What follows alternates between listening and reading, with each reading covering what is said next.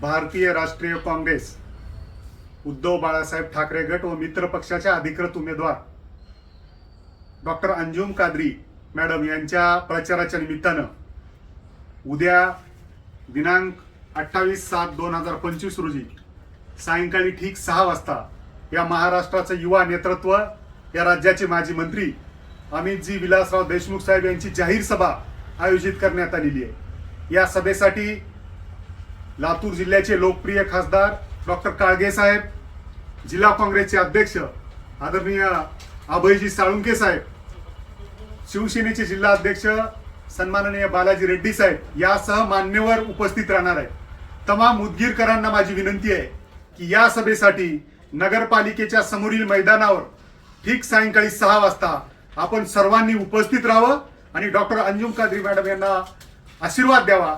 धन्यवाद।